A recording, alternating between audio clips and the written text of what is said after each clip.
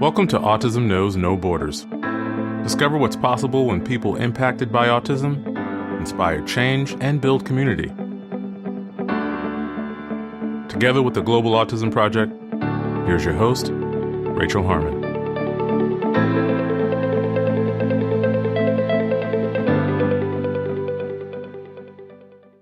Hello, everyone. Our guest today is Emily Varon. Emily is a Board Certified Behavior Analyst from California who focuses on specializing in sleep-related behavior. With more than 20 years in the field, Emily offers families and clinicians a broader, long-view perspective of sleep, resulting in more sustainable results over time. In today's conversation, we discuss the correlation between autism and poor sleep, common sleep-related behaviors, myths about sleep struggles, how a sleep-deprived child can affect the family as a whole, how sleep contributes to learning and memory consolidation, why we shouldn't set alarm clocks to wake up, the importance of a consistent bedtime routine, tips to help balance screen dependency, daytime napping, and recovering from sleep debt. In this episode, discover what's possible when wellness starts at bedtime. To learn more about Emily and her work, please visit our show notes at autismknowsnoborders.com. We appreciate your time. If you enjoy this podcast and you'd like to support our mission, please take just a few seconds to share it with one person who you think will find value in it too. You can also follow us on Instagram at Autism Podcast, subscribe to our YouTube channel, Global Autism Project, and join our online community at community.globalautismproject.org. And now, I present you, Emily Varon. Hi, Emily. Welcome to Autism Knows No Borders. Thanks for joining the show. Thank you for having me. I'm so excited to be talking about sleep with everyone today. Let's start with a brief introduction. Sure. My name is Emily Varon. I have a small company called Ready, Set, Sleep. I do autism education on sleep. I offer CEUs. I've been in the field for about 22 years, and I've focused my practice on sleep for about the last 12 years. So specifically in the autism community, but also treating the neurotypical population, new moms, toddlers, teenagers, school-age kids, kind of the whole gamut, all the way up through adults. Yeah, because everyone can relate, just as we were saying before we hit record. because everybody needs more sleep. Yeah. Nobody doesn't need more sleep. Let's put it that way. What made you become interested in focusing on sleep? It really started with my own desperation with my kids when they were born. So my kids are 12 and 14. And when my daughter was born, 14 years ago, sleep was the one thing, and when we have children, every parent goes through their own journey with what their main concerns are. Sometimes it's feeding. Are they getting enough food? Sometimes it's, ins and outs with, diapers. And sometimes it's, development and things like that. My thing was sleep. I just was so worried about my own sleep and that they wouldn't sleep. So before my daughter was born, I kind of read all the parenting sleep books. And when I finally decided to, I'm going to put it in big air quotes, sleep train, because I know that's not everyone's on the sleep train with me. But when I decided to do that, when I was selecting methods, I was just noticing that there weren't a whole lot of methods. It was all pretty much extinction. And it was all ABA. I wasn't to BCBA yet at the time. I was board certified just a couple years later. But at the time, I had been already practicing in the field for so many years. And I just kind of looked at all the books. Like, is this all we've got? Yeah. This is it? Okay. Just to clarify for our listeners, Emily, for people who aren't familiar, could you explain what that looks like with extinction? So basically, there's different levels of extinction, which we know as BCBAs, that's not really a thing. It's either extinction or it's not extinction. But it's kind of this, what has been known to just be a sort of a graduated extinction. So basically, you put the baby to sleep in their sleep space, in their crib, let's say, and you leave the room for a designated amount of time, and then you check in. just giving them verbal comforts, things like that. So there's a lot of different variations on that. Some methods say like you can come in and touch. Some methods say you shouldn't touch at all. Some methods say go and pick up. Some methods say no, you should never pick up. So there really wasn't like kind of one thing, and it's very unclear to families what the best methods are, what fits their family style. There's this sort of, I guess, silent fight out on the internet about like crying or no crying and, whether damage or no damage and all of this. I mean, we know that crying itself doesn't cause damage, but, there's just philosophies. There's philosophies, but there wasn't a whole lot of just hard science. It was just a lot of philosophies. So I picked the most ABA one that I could, the one that had me taking data, or data, one that had me tracking things for a couple nights, looking at wake windows, looking at, do I have the right timing down for my baby? But a lot of it was just kind of hit or miss. And so that's where I kind of became fascinated with sleep as a function of ABA, as, a behavior, as falling asleep, looking at that mechanism of falling asleep and everything leading up to falling asleep as behavior. And that's where I just lit up. And then shortly after that, I started a new job. We relocated, and I started with an ABA company who sort of identified in me that I was good at the sleep thing, and it was working for the 6 and 7 and 12-year-olds that we were treating. And so I just kept modifying from there. And then I saw Gregory Hanley speak one day. This was when he was the sleep guy and not the practical functional assessment guy. And he just kind of opened up the whole thing for me. So it was fascinating. And then once I heard him speak and I saw that there were other methods, that this is not just a one-stop shop, that there are so many different ways we can teach sleep skills, it just really opened my eyes. So, Did you undergo like specific training in the science of sleep? Is that a thing, like sleep science? Yes. No, I did not go. There really isn't a specific sleep training. So if you look at like sleep coaches and things like that, if you like Google sleep coach, if you're having trouble with sleep with your baby, there's all different philosophies, but there really is not a science for behavioral sleep. A lot of people study it, and there is a lot of research on it, given, Gregory Hanley, and then also Matthew Walker also does a lot about behavioral sleep as well, and the science of sleep. But no, there's not a training program that really breaks down how sleep works in the brain and how those mechanisms play out throughout the night and what we can do leading up to sleep. So for me, it was sort of pulling together from all the different reading and science and, research and just listening to other people who were non-ABA folks and looking at those scientists, and then also just looking inward at the own, ABA methods and saying, okay, well, there is a happy medium here. There is a way to walk into sleep problems, not as just a one method show. Right. Got it.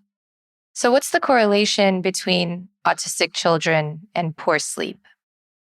So the current research really shows that there's no causation. And we know this because not every child with autism has sleep trouble, right? So a diagnosis of autism doesn't necessarily mean your child is going to have poor sleep.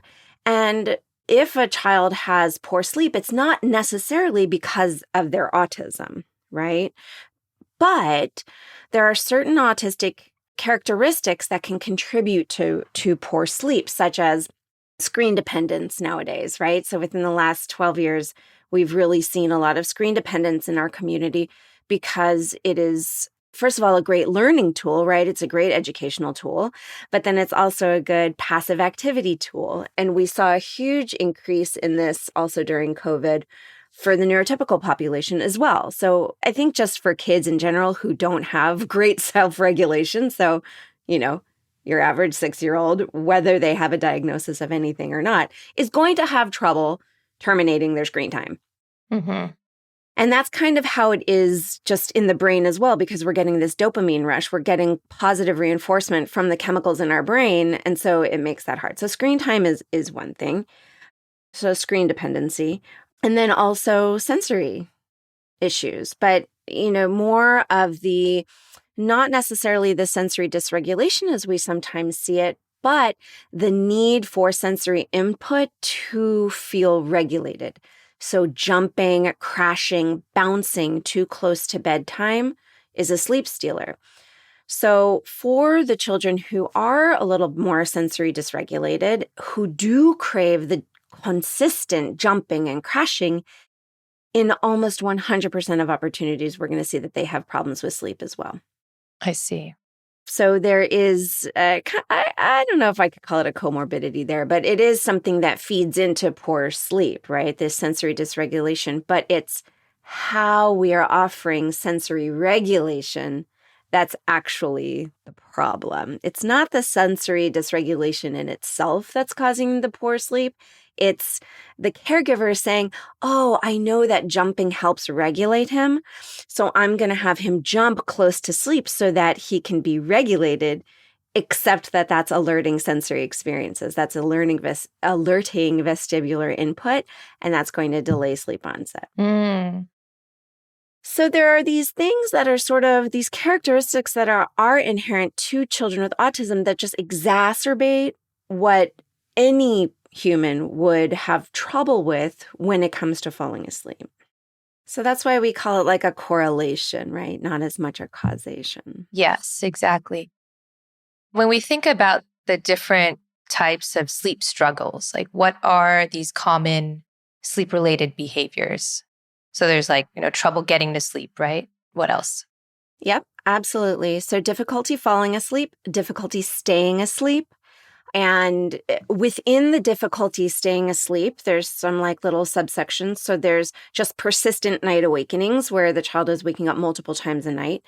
And then there's also where the child wakes, or the adult, or the person wakes and is up for a longer segment of time before they're able to fall back asleep. And then we also get issues with early morning wake-ups or daytime naps when it shouldn't really be happening based on age. So we'll get the 10-year-old taking a nap in the middle of the day. So that also falls into that category, which then snowballs into all the other things. Mm-hmm. But really, if we're just isolating it, difficulty falling asleep, late bedtimes, and difficulty staying asleep are really the two major ones. Okay. What about trouble waking up? Is that something? So trouble waking up usually is a function or a byproduct, I should say, more accurately, of not falling asleep in a timely fashion. So what happens if we can't fall asleep at night, then there's no way we're going to wake up on time for school or on time for therapy, or, we're going to tend to sleep the day away to sleep off that sleep debt that we accrued not being able to fall asleep at night. Mm-hmm. Got it. Yeah. So, but it's a good question because sometimes families come to us and say, I can't get my teenager out of bed in the morning, or I can't get my 10-year-old out of bed in the morning. And they come to us with that problem. And I think where the deficit is for the autism treatment community, so the ABA community, is really asking the questions about, well, what happened at night? So we'll walk in and we'll try to fix the problem of waking. So we'll say, okay, well, let's wake, 30 minutes earlier so they'll have time to wake up. Or we'll say okay, well, let's open up the curtains and let's put on their favorite music so they'll be encouraged to get out of bed. And we try to embed reinforcement into, let's say, the problem that we are brought, right? So someone brings to us a problem. They say, okay, the problem is I can't get my kid out of bed in the morning. And as the autism treatment community, we don't know the other questions to ask. We don't know to ask about, well, what time did they fall asleep at night? How was their quality of sleep? Why are they having trouble getting out of sleep in the morning? Is it just a behavior that we're going to analyze in isolation and say, okay, or, and we're going to label it task avoidance? Well, he hates school, so he hates getting out of bed. She's having trouble socially at school, so therefore she doesn't want to get out of bed. And so now we're going down the road of social stories, and we're going down the road of, fun music and, trying, some of these other strategies to encourage the kids out of bed, let's say, when really the problem is that they're in a huge sleep deficit. They've accrued a huge sleep debt overnight. And the fact that they, didn't fall asleep until 2 a.m. and you're asking them to be out of bed at 7:30, that's not going to go well for you. Mm-hmm. Yeah. That's not going to go well for any of us, right? So we really have to look at the whole picture and look at our plans and our treatments when we're looking at sleep and make sure that we're asking all the questions. And that's why I do what I do. That's why I offer the CEUs. That's why I offer in-house training. That's why I offer these, where I love these podcasts where I can just kind of bring up these question marks of ethics. Are we really doing the right thing by just offering some incentive in the morning to get out of bed, let's say? Right. And it's so important when you think about sleep as a whole. Could you talk about how a sleep-deprived child could impact the family and their wellness as a whole? Oh, everything. Matthew Walker says it best. I can't quote him exactly, but he says something to the effect of, there are no systems in the body that aren't benefited by a good night's sleep. So every system, from digestion to memory consolidation to heart and cardiac and respiratory health, blood pressure, glucose, diabetes sort of factors, hormonal balances, depression, anxiety, all of those things could potentially lead back to sleep. So I'm interesting, just a short case study. Right now, I'm treating a 16-year-old who's in high school, straight A student. Parent comes to me, anxiety, depression, difficulty balancing the diet, really, having a trash bag diet, let's say. And the last stop on their train ride was sleep. And now that we're getting his sleep on track, that feeling of anxiety and depression is lifting. He's reporting feeling better. He's reporting to be able to focus better in school. He's reporting, mom is saying he's eating more balanced and at more healthy intervals throughout the day. So not just like binging the Doritos, right? Actually sitting down and having a sandwich. So what we want to try and do is really look at sleep first in the wellness train. Because if the child's not getting enough sleep and they're acting out and we're seeing flat lines on behavior graphs or an increase in behavior graphs, if we're seeing flat lines in skill acquisitions, these are things that we can see from a data standpoint, right? We can see whether a child has flatlined. We can see whether their maladaptive behaviors are going up and their skill acquisition is going down, let's say. So we can see these things on a graph and try and change our methods of teaching, sure. But are we asking about sleep? Right. Are they getting enough sleep? So memory consolidation, learning, there's robust research, a lot of research on the sleep-learning connection. Whether that's developmental delays in being able to catch up, speech deficits, self-care, whatever it is, the skill that we're teaching, it's directly impacted. The ability to proceed through, let's say, a plan and actually have success is contingent on whether they're sleeping at night. Because our brain, while we're asleep, actually takes all of those skills and rehearses them in our brain during our dream phases. Oh, okay. So if we're truncating our sleep and we're waking up to an alarm, we're not going to have as great of output the next day on, let's say, learned skills. So this is important for people who are studying for their BCBA exams, let's say. What happens with adults is that, and this is adults on the autism spectrum or, just working adults, is when we truncate, when we slice off that morning sleep by waking up to an alarm. Let's say we've been up all night on our iPads or gaming or whatever it is we're doing, enjoying ourselves till late at night, till we finally fall asleep, let's say, and then we have to wake up to an alarm in the morning. We are actually robbing ourselves of the opportunity for those memories, for those skills, for all that daytime stuff that we experienced yesterday to actually consolidate and be sorted through. I apologize for the dog in the background. Be sorted through and actually be carried through the next day. So we really need those last hours of sleep. And unfortunately, what happens is we end up slicing those off. Those are the hours we are less likely to achieve. And those hours are the most important for emotional regulation and memory consolidation. And so routinely, what us humans do is we actually cut off the most important part of sleep. Oh, fascinating. And we're not even going to call it the most important part because it's all important because we need our deep sleep too for our physical health. But when it comes to learning and emotional health, those light phases of sleep, and especially those latter hours of sleep, are so important for cognition.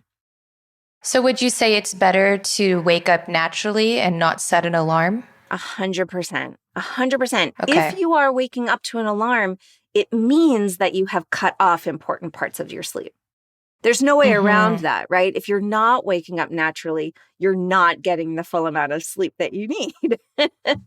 Okay. But, look, and that really comes back to a bedtime problem, doesn't it? Are we going to bed early enough? Are we having efficient sleep onset? Are we giving ourselves a bedtime routine? Adults laugh at me when I ask them if they have a bedtime routine. Well, what do you mean? Are you going to read me a book? Are you going to sing me a song? Right? No. But it just needs to be something that comes in a certain order, and we all have it. Well, maybe not all of us, but we all need it to come in the same order, relatively the same order, and it has to be calming to the brain. So this is where things like exercise are incompatible with sleep, let's say. Late at night. We need exercise during the day, during waking hours, but, if we're jumping, crashing, moving around, increasing that core temperature close to bedtime, we are going to have trouble falling asleep. The body wants to be on the cooler side, right?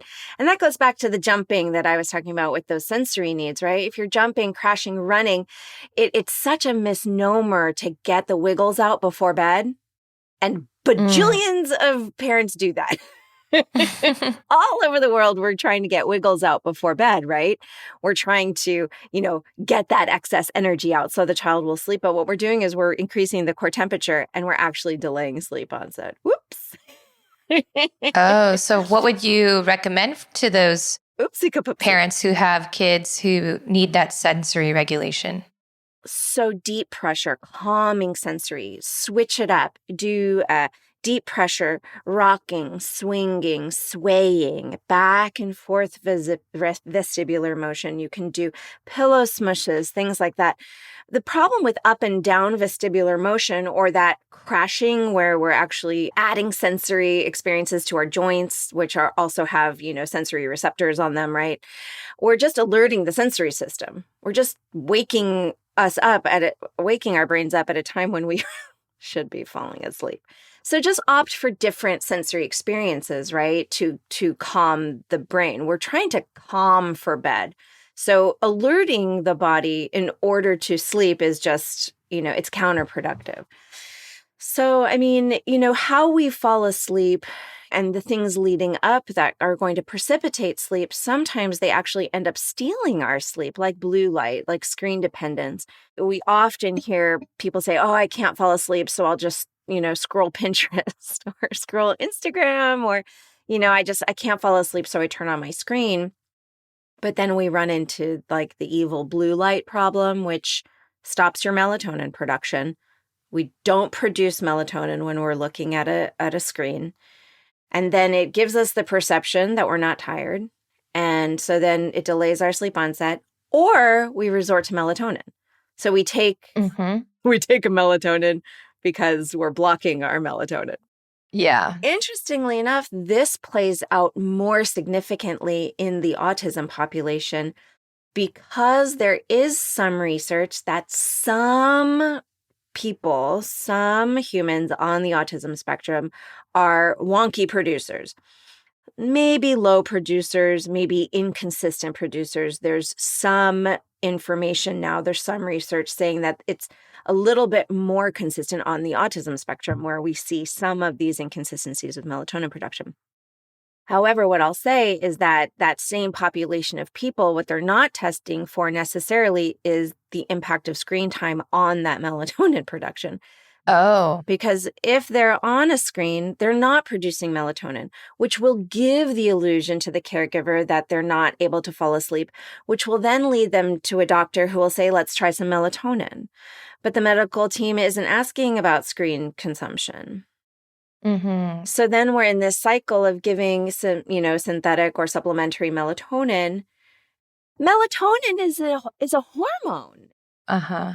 And it's produced when there's low light, right? Is that correct? Right, as the sun sets. Okay. So the main source of blue light for humans is the sun until the invention of the LED screen.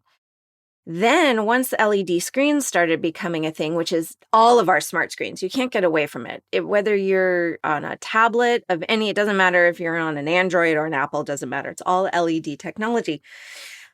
And so the screen itself, the technology itself of LED screens, so smart screens, produces blue light. And blue light, being the same wavelength, let's say, as the rays of the sun, tricks the brain into thinking it's still daytime. And so the brain won't produce melatonin unless it senses that it's nighttime.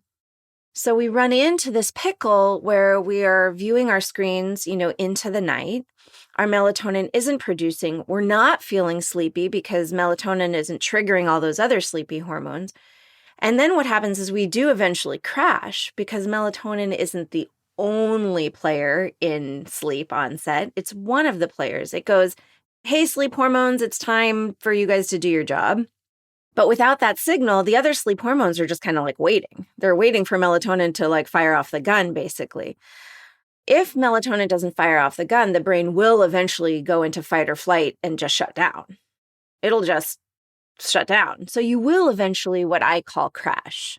You will eventually fall asleep, but it's going to be so significantly past your natural fall asleep time. So screen time really does play such a significant role in sleep onset. And then that flows into the autism population where we're already getting these messages that children with autism are poor producers of melatonin or are already going to be poor sleepers.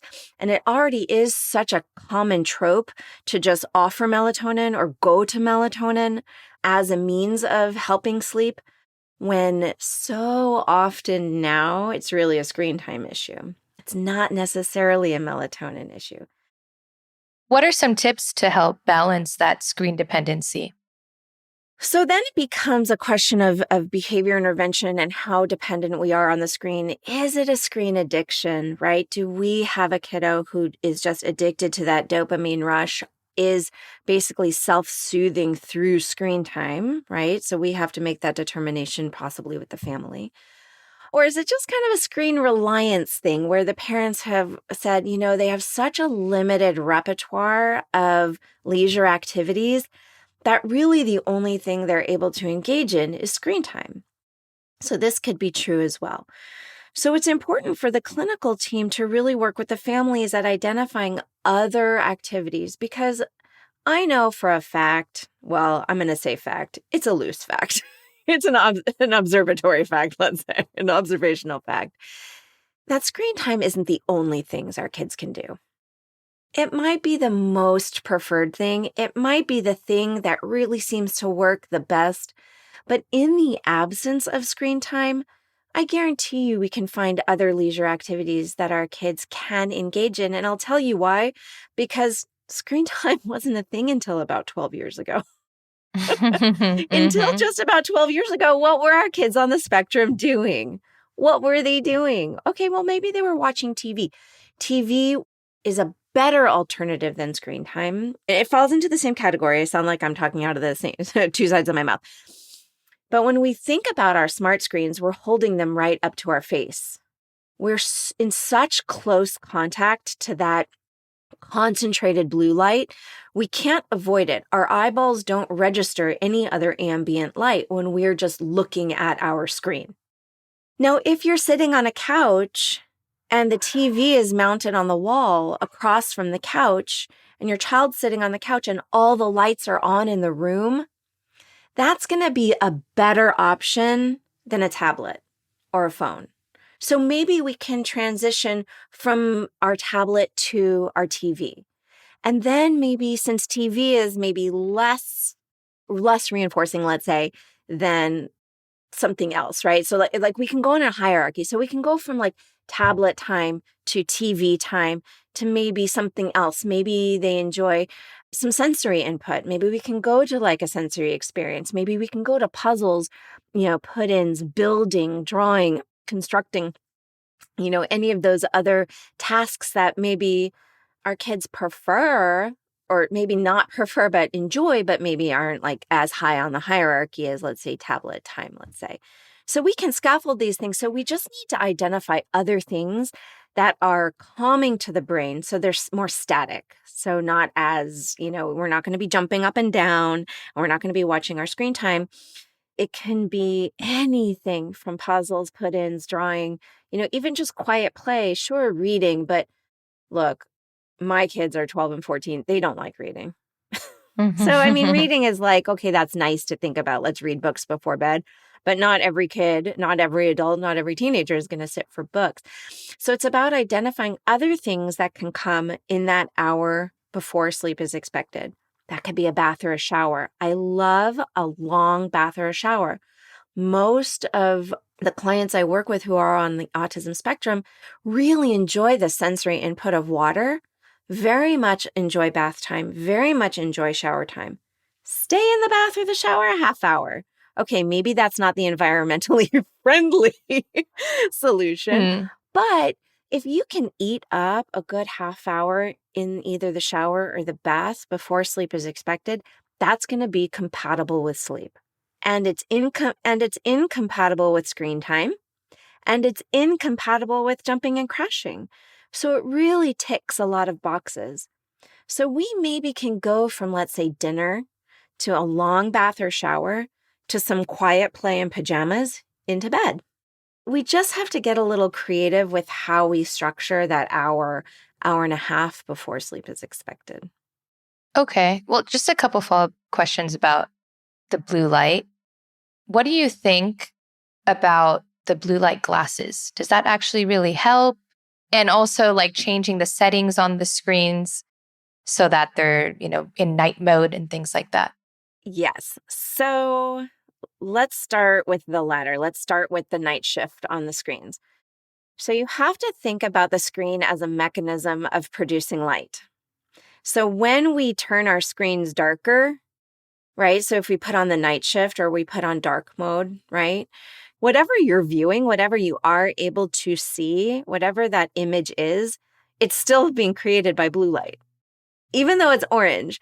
So maybe it's a little gentler on the eyeballs, but it's still LED light. It's still blue light. It's still the same wavelengths. So for me, it's a nod in the right direction by the tech companies to say, hey, we recognize that blue light isn't great, but we still want you on your screens. So we're going to do this like night mode that's going to make everyone feel better about their consumption of screen time. But it doesn't block blue light by any means, because if you can still see an image, that image is being produced by blue light. If that makes sense. So from a technological standpoint. Yeah, that makes sense. So now let's talk about blue light glasses. So there are blue light filtering glasses and blue light blocking glasses. Blue light filtering glasses are going to filter blue light. Those are known to be better for your eye health, for your retinal health, for your macular health, things like that. Like it diffuses the blue light. Blue light blocking glasses would probably be the best option if you have to. So blue light blocking glasses, for those, I would recommend, so I never want to give everyone the easy way out because that's the easy button. It is the easy button, right? You could do the blue light blocking glasses, but that comes with a whole treasure trove of other problems. First of all, is your autism spectrum child going to wear glasses? Are they going to tolerate blue light blocking glasses? Are they going to tolerate watching their favorite things in a different hue? Because it does change the color of the image, right? So there's an actual mechanism problem where like, are they going to wear the glasses? But then also, are they going to be able to terminate the screen time in enough time to get tired for sleep? Is that dopamine rush going to continue even in the absence of, let's say, blue light. So it's an okay alternative, I would say, for those consumers who have extreme maladaptive behaviors when we terminate screen time. If you have a consumer who we are on a journey with this client long-term to decrease and reduce the reinforcing value of screen time for them, if we are dealing with a screen addiction or, let's say, a self-injurious consumer or someone who's going to hurt themselves or others, if we choose to take away that screen time, I would recommend blue light blocking glasses while we're working on that new skill, while we're working on that regulation to protect whatever we can of sleep. Okay, that makes sense. Yeah. But we can't neglect all the other things that screen time give us as well, right? That dopamine rush, that endless scroll of YouTube where it's like suggesting things for our kids where they can't terminate that pleasure, right? And so then that makes bedtime problematic. Terminating it so that we can do a bedtime routine, right? So that we can get to that place. We don't want to get the kids to a place where they're just using screens to fall asleep, because then what's going to happen is they're going to wake multiple times throughout the night looking for that screen time again. Oh. So that's related to one of those other behaviors you were talking about, like waking up in the middle of the night. Yes. So now we can this is a natural segue into multiple night awakenings. So however the brain falls asleep under whatever conditions sleep is precipitated, that's how the brain is going to anticipate sleep all night long. Because we don't fall asleep at bedtime and wake up in the morning, right? This is me like drawing a rainbow arc for all my listeners, for all the listeners. This is me drawing a rainbow. Falling asleep at bedtime, go to waking up in the morning. That's not how sleep works.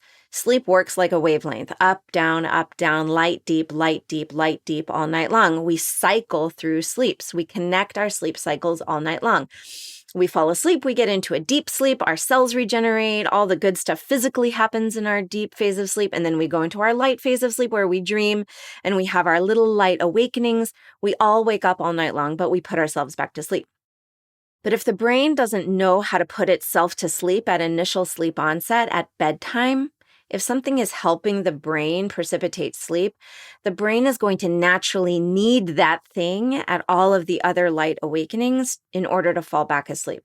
So that can be an adult laying down with the child and then leaving. That can be screen time to fall asleep.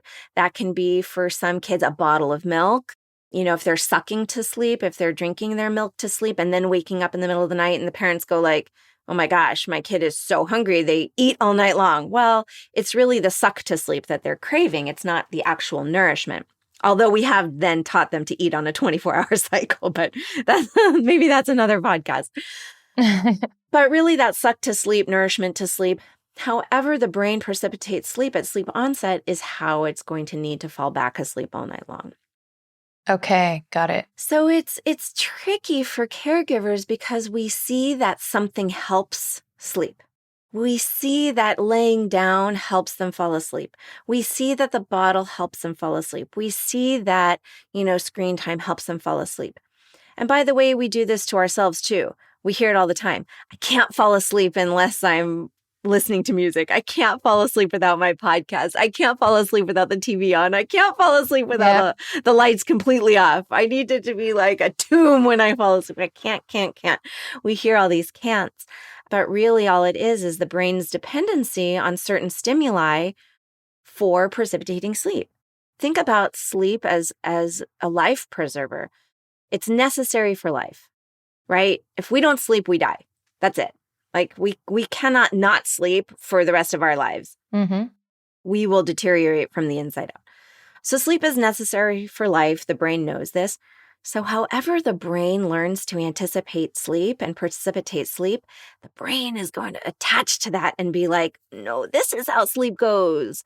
And so if we try to take the screen away, or if mom tries to not lay down with kiddo one night, or if we try to sleep with the lights off instead of the lights on, or we try all the, bells and whistles and tricks to get the child to sleep, kiddo's going to be upset about it because they don't know how to anticipate sleep otherwise. Right. So fostering that independence with falling asleep is sometimes where we as the, let's say, behavior intervention team can come in and be helpful, but we need to ask the right questions. Yeah. And what would you say are some daytime habits that could impact sleep? Naps. Okay, so naps during the day. Yeah. So over the age of about, let's say, 3.5 years, the body no longer needs to nap and can tolerate an ever-expanding amount of time awake. So around 3.5, we call it a waking window. The waking window is about 12 hours. So they'll wake up at 6 and go to bed by like 6:30. And then they'll sleep about 11.5, 12 hours overnight, wash, rinse, repeat at 3, 4 years old. Then as they get older, that waking window expands. We can tolerate 13 hours awake. We can tolerate 14 hours awake. So bedtimes get later and, all that jazz. If we have a 6-year-old, let's just say, who is, napping at around 3 or 4 o'clock, there's no way that body is going to be able to sleep by 8:30. There's just no way. The brain hasn't been afforded enough wake time before it's able to accept sleep again. So napping during the day for our younger population can be really intrusive to the efficiency of falling asleep. And so then we get into this, oh, my child just won't fall asleep. And then we lay down with them to help them fall asleep, or we give them a melatonin to help them fall asleep, when really the core problem was that the child was napping when they didn't really need to be. But then they have poor quality of sleep, and then, because someone's laying down with them, and then they're up all night because someone was laying down with them. And then so Yeah. it really is like this snowball effect of which came first, the chicken or the egg. Well, that's not a snowball effect. This effect of which came first, that's not a snowball at all. But which came first, the chicken or the egg? Is it the multiple night wakings that's causing the, da-da-da? So we really, as the intervention team, and even as caregivers, we kind of have to look back at the whole picture, at all of sleep, right? Naps aren't isolated from bedtimes or from overnight sleep. It's all together in one 24-hour chunk, right? How we fall asleep is impacting whether or not we're going to stay asleep all night long. An early morning wake up, like if we're waking to an alarm, that's going to impact our learning cycle. So all of these things kind of come into play. And in order to really dissect and evaluate and assess where the core problem is as the treatment team, let's say, we have to ask a lot of really important questions, which I go through in depth in all the CEUs, which is why I put them out there so that we can ask the right questions. So we're not just treating a behavior in isolation, right? So that we're really getting a bigger picture of how sleep works, to ask the right questions, to be able to set families up with a really effective plan that's going to be sustainable and is going to have long-term impact, isn't just putting the Band-Aid on the wrong cut. Yeah. One follow-up question about the naps. What do you think about that theory of, that perfect 14 to 20-minute nap that can kind of give you that right amount of energy that you need to keep going? So that's a thing. That's science. It's definitely, it's valid. But we have to ask ourselves, first of all, your 6-year-old who's napping during the day isn't going to nap for 19 minutes, right? They're going to be napping an hour, hour and a half. It's going to be really hard to cut off, let's say, a 12-year-old's nap at 19 minutes. For adults, we have to ask, why do we need that nap? We can do it's the old days of the power nap, right? But you have to ask, is it impacting my overnight sleep? Some people can get away with it. Some people can. Some people love their 19-minute power nap in the middle of the day. They zip their eyes closed. My sister-in-law does this. She puts her eyes closed for a good, less than 20 minutes. She's up, she's ready to go. And she sleeps great at night. So I give her no advice. She's like, oh, I know I shouldn't nap. And I say, no, you should nap because it's helping you and you sleep very well at night. But here's the big but. If you're napping, let's say for 20 minutes, if you're able to get that 19-minute nap and you're not falling asleep until midnight, That nap's not working for you. It's not serving you. You're sleeping off a sleep debt. Right. Right. And so you have to decide, like, okay, if that's the lifestyle you want, then that's great. Then that is working for you. But when we're looking at kids, it's really hard to get that perfect nap. It's hard to get that 19-minute nap. They're more likely going to get that hour and a half nap. And now that's going to steal from nighttime sleep. Could we encounter a magical child a 12-year-old who can nap for an hour and a half and be asleep by 11 o'clock? We might find the unicorn, but I'm going to say it's probably not the norm. And it's more likely to end up shooting you in the foot as the caregiver, let's say, if your teenager, let's say, is sleeping off a sleep debt. I mean, teenagers in general don't get enough sleep anyway because of how their melatonin produces, but they're on a totally different cycle. But you have to evaluate that power nap, right? You have to evaluate that nap. It's not just like, I nap, I feel better. It's I nap, I feel better, but now what does the rest of the 24 hours look like? Mm-hmm.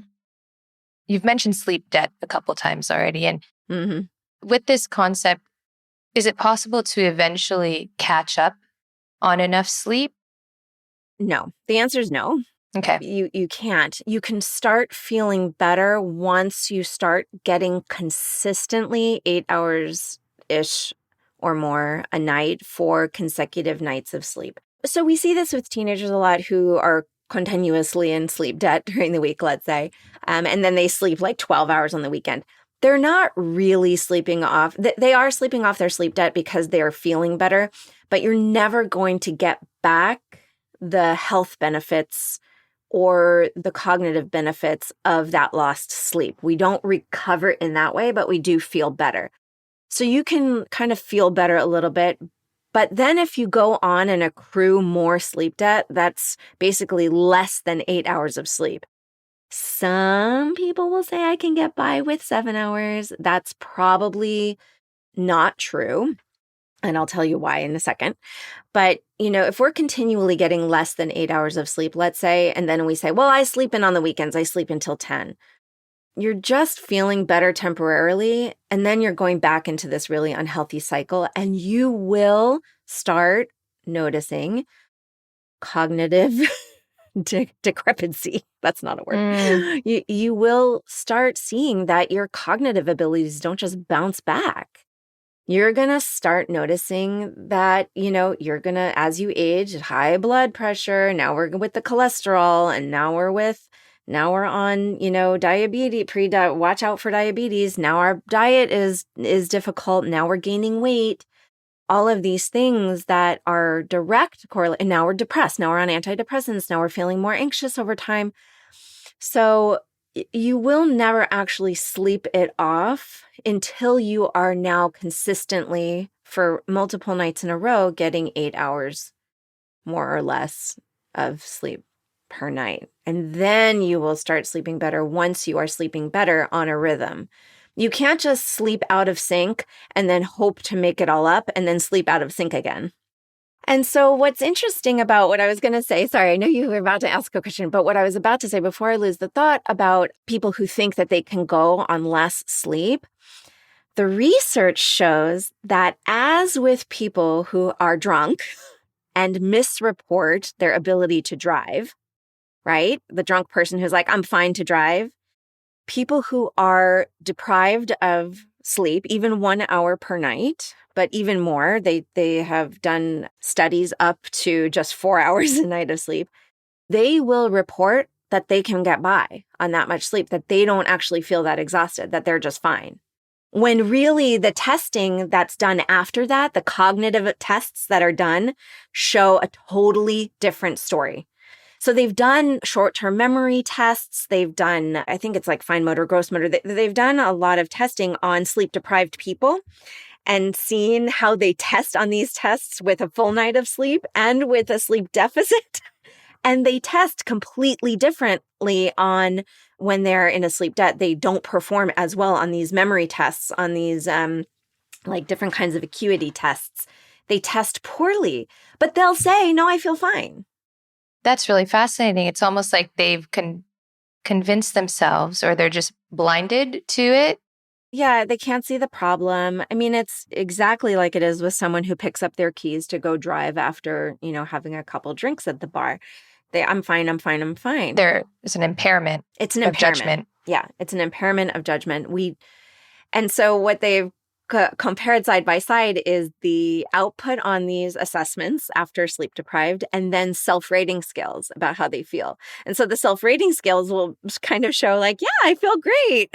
But the cognitive tests will show like complete decimation of their short-term memory skills, of learning consolidation, ability to keep track of facts, basically. So yeah, so people who are like, yeah, no, I can get by on 6 hours of sleep, I'm just fine. I go, I don't think so. Right. I don't think so. Okay, Emily. So your program, Ready, Set, Sleep, you provide training to parents, obviously, and professionals, practitioners to use this with their own clients. How do you ensure that your training is sustainable? How do you know that what you're implementing will stick? So we have to look at sustainability of the plans that we're implementing. So I go into pretty great depth of evaluating what we are teaching the families to do to make sure that it's sustainable and make sure that they're set up for all of the changes down the line. So what I like to educate families on isn't just how to get rid of the problem now, but also how to forecast ahead and say, okay, sleep changes over the course of a lifetime. I might have a 3-year-old with a sleep problem now, but I could potentially end up with a 6-year-old who can't fall asleep, or a 12-year-old who can't fall asleep, or a young adult who can't fall asleep. Am I equipped with the information to flex with those changes and actually continue to modify my expectations over time so that I can better address sleep over time? I really like to reiterate over and over again how much sleep changes over the course of a lifetime. We can't just walk in there and fix the problem because that's not setting families up for sustainability. If we walk in there and say, okay, Junior has trouble falling asleep, fine. Well, he's coming out of bed. It looks like, okay, I'm going to sit there at 9:00 at night and take my data, right? I'm going to take my data. Well, every time he comes out of bed, you tell him to go back to bed. That's social reinforcement. Okay, so now we're going to say, okay, it's positive reinforcement. Now we're going to get rid of that. And so I'm going to program for basically teaching him how to stay in bed. But what if the problem was that we had the wrong bedtime? Right? That's what my ethics course is for. Right. That's what my ethics course is for, because so often we look at a behavior and we analyze the behavior and we're 100% right on. It is attention seeking, let's say, or it is avoidant. Maybe we could watch video. We could be in the family's home and we could do this over and over and over again. We could watch the same thing happen over the course of a month. And in our ABA brains, we will still identify all of the antecedents and all of the consequences that are maintaining our assessment of attention maintained or escape maintained, let's just say, for example. But if we are trying to get a 12-year-old to sleep at 9:00, that's the problem.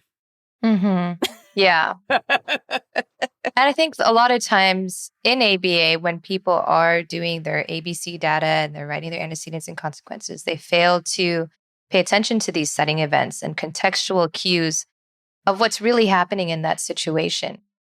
Right. And do we have the information? I mean, I know as a BCBA, none of my coursework included sleep norms. Right. No, it's kind of out of our scope. Totally out of our scope, right? But because it isn't really, it doesn't have to be outside of our scope. It doesn't have to be, because it's information that's readily available to us. We can Google sleep norms and find out, about melatonin and teenagers and how we're not going to get our teenager to sleep much before 11. And so how are we going to modify a plan, right? How are we going to lean into that, right? Work around it. These are things that are available, but we just have to make sure we're asking the questions when we are implementing something like a sleep program or a feeding program too. Feeding also falls into that a similar category of kind of outside of our scope, but we're always working feeding programs, right?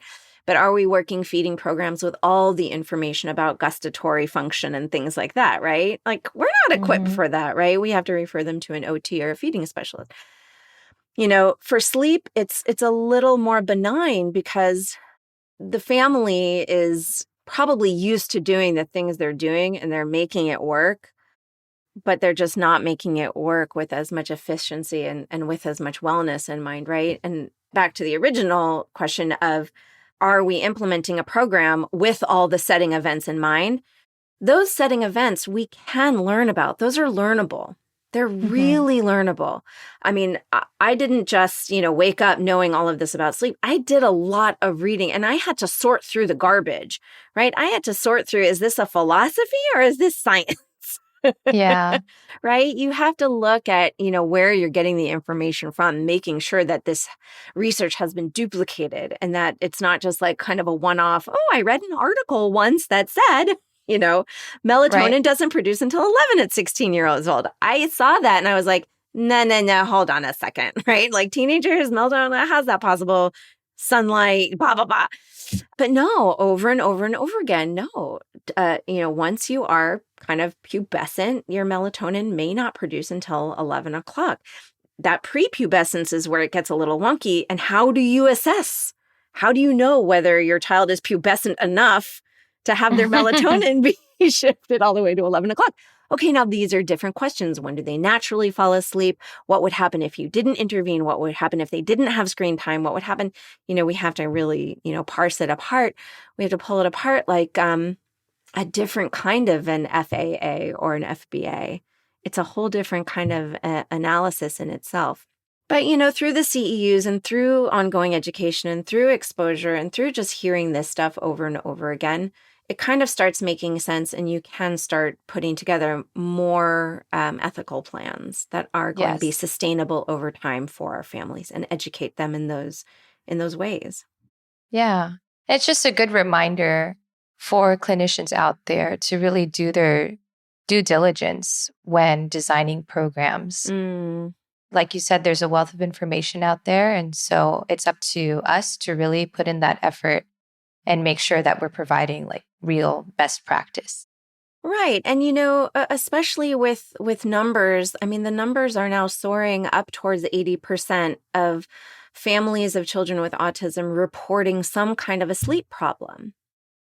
Now, I attribute it not to a greater rate of diagnosis, not to just, okay, your child has autism, they're going to be bad sleepers. And I say that with big air quotes because that's just not true.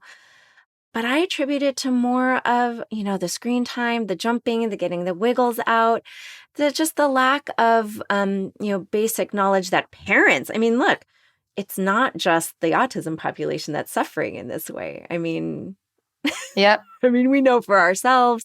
We know because in the neurotypical population, we have tons of sleep problems. There's no lack of sleep problems in children out and about in the world. It's just a matter of raising awareness, on the importance of sleep, prioritizing sleep, for our own health and wellness, for the health and wellness and learning of our children, and just really putting it on the forefront. Yeah. All right, Emily, I'd like to close with one last question. What advice would you give to parents who are feeling maybe overwhelmed or kind of helpless with their child's sleep problems? Like, where do they start? Like, what's a good step one? A good step one is going to be the bedtime routine and just making sure your child's on the right schedule and looking at how they fall asleep and being aware, I think just raising awareness in yourself of how what you are doing to help your child fall asleep is probably most likely what's causing their sleep disruptions overnight. If we can kind of wrap our heads around that, because even though they are all kinds of meshed together, right? That, difficulty falling asleep and then the caregiver helps with sleep and then the child's waking up all night long. I always start first and foremost with what's happening at bedtime. So the bedtime routine and how the child falls asleep. Are they falling asleep in your bed and then you're transferring them to their bed? That's going to be a recipe for night awakenings. Are they falling asleep on the couch and then you're transferring them? Are you laying down with them? Are they falling asleep in the car and then you're transferring them? Are they falling asleep under the conditions that are going to be present all night long? If the answer is no, then you just have to kind of sit back and think a little bit about what it's going to mean to make those changes. Because what prevents families from making these changes are the child's behaviors. And so often we are so punished by our own children's behaviors that we negatively reinforce ourselves.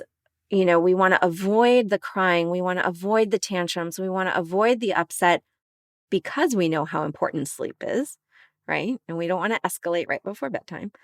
So we avoid making these changes to avoid the behavioral outcomes. Mm-hmm. So it is a big monster. It's a big onion to peel when we're looking at now making changes to how the child falls asleep, because now we're looking at managing bedtime behaviors. Which is why I love, Gregory Hanley actually introduced me, this was, I think, 2014, to quiet-based visiting, to alternatives that are more gentle and more ABA-based, that are a different strategy than just extinction or any kind of a DR procedure, really. But now we're shaping desired behaviors with this quiet-based visiting, which I go through in the CEUs, which is just basically teaching quietude rather than managing behaviors. Interesting. It's the inverse. It's the inverse of extinction. So that's what I promote mostly. That's what I teach mostly. I try to do that when I can. You know, it's just a really great alternative to managing those big behaviors, especially, look, we have self-injury to think about. We have, you know, aggression to think about. We have sleep loss in the short term to gain more sleep on the other side. So, you know, there's an emotional component in there for the families too. Mm-hmm. Yeah. And all of this is really can be applicable to adults, like you were saying before. So if, you know, we have any autistic adults out there who are listening and they see some red flags that they're maybe not getting a good night's sleep or enough rest, then they can start to examine some of these things around bedtime as well. Yeah, absolutely. Absolutely. I mean, sleep is for everyone, you know, and I think sometimes we get so lost in our comfort zone of whatever we're doing to kind of help us fall asleep at night, whether that's screen time or whether that's, you know, music or whatever. If we're finding ourselves with poor quality of sleep or having to drag ourselves out of bed in the morning, those are red flags. Those are big red flags, you know, that, you know, are fixable. It's all fixable. That's the good thing. Yeah. I feel like you're talking directly to me, Emily. Have you been watching me this week? Or, you're not the first person to ask that. They're like, Emily, have you been in my bedroom lately? It's universal. So many people are having trouble with sleep. Yeah. And I want everyone to sleep. I think we'll be a happier, more tolerant, more patient world if we were all better rested. I really do believe that in my heart. Mm-hmm. Can you say your website and your social media so people can come look for you? Yep. It's just readysetsleep.com, as you would spell ready, set, sleep, readysetsleep.com. And then on Instagram, I'm readysetsleep with a little underscore at the end. Okay. Got it. We'll put links to those in our show notes. Yeah, and I post a lot of funny stuff about sleep too, to make it just normalize it, because what I want people to know is that they're not alone. If you're a parent or a caregiver struggling with your child's sleep, you're not alone. If you're an adult struggling with your own sleep, you're not alone. Yeah. It's not, you know, it's not a life sentence. It can be fixed. It will take a little bit of finagling. It will take some discomfort at first, but it's so worth it to go through that discomfort of, like, you know, switching up how we fall asleep and some of our own sleep expectations for that long-term wellness benefit of just good night's sleep. Absolutely. All right, Emily, thank you so much for sharing your expertise with us. I'm sure a lot of people are going to find some valuable nuggets in this episode. I hope so. Thank you so much for having me. It's been a pleasure. Thanks for tuning in to Autism Knows No Borders. During the week leading up to this interview, I was struggling with my own sleep problems. I would fall asleep on the couch while watching TV, and then wake up in the middle of the night to brush my teeth, barely walk my dog, and stumble into bed. I was waking up exhausted, and the poor sleep was affecting my mood and cognitive functioning during the day. Speaking with Emily motivated me to change my sleep habits. I started to cut off screen time 1 hour before going to bed. I put a book of short stories on my nightstand as a prompt to read instead of scrolling on my phone, and I also stopped setting an alarm clock, unless, of course, I absolutely need to. I immediately noticed a difference in my quality of sleep and now wake up feeling refreshed and ready to start my day. What tips are you taking away from this episode? Let us know over in our online Global Autism community. Like Emily, are you a professional seeking to hear directly from autistic voices and improve your practice? Or are you a self-advocate willing to share your story and educate others? Are you a family member hoping to support and empower your loved one?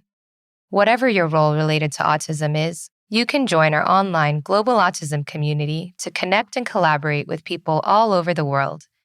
Sign up today at community.globalautismproject.org.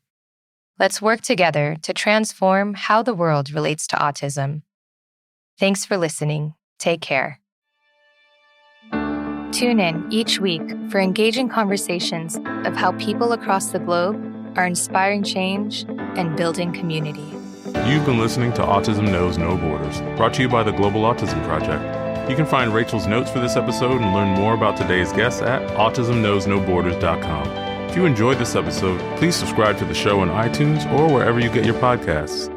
By doing so, you'll be helping us increase awareness and acceptance of autism around the world.